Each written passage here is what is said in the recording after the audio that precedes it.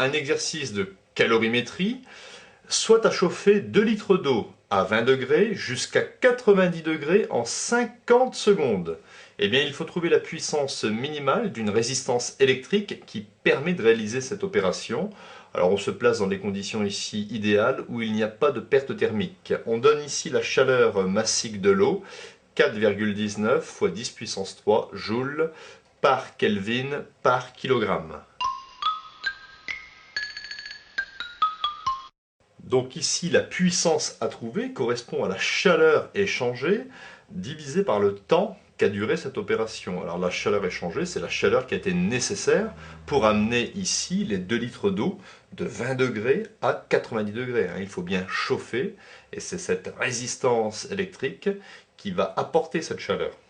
Et donc, pour chauffer 2 litres d'eau de 20 degrés à 90 degrés, il faut apporter une quantité de chaleur de mc delta T. Alors ici, j'ai mis delta θ pour ne pas confondre avec delta T le temps.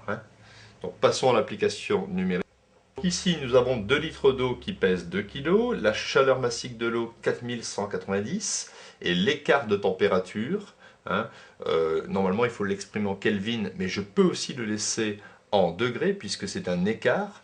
Je trouve ici 90 moins 20 divisé par le temps qu'a duré l'opération, 50 secondes. Effectivement, si vous faites ici, vous rajoutez 273,15 pour l'avoir en Kelvin, et qu'à 20 degrés vous rajoutez 273,15, eh bien 90 degrés moins 20 degrés correspondra exactement à 90 plus 273 moins, entre parenthèses, 20 plus 273.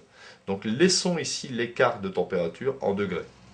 On obtient, après calcul, une puissance minimale de la résistance électrique de 11 732 watts, ce qui fait à peu près 11,7 kW. Alors il est évident que si vous imposez une puissance supérieure, eh bien l'eau chauffera plus vite.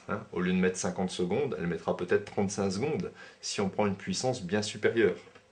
On pourrait d'ailleurs imaginer un autre exercice où on vous donne la puissance, une puissance par exemple qui serait supérieure à cette valeur, et il faudrait trouver le temps que cela met.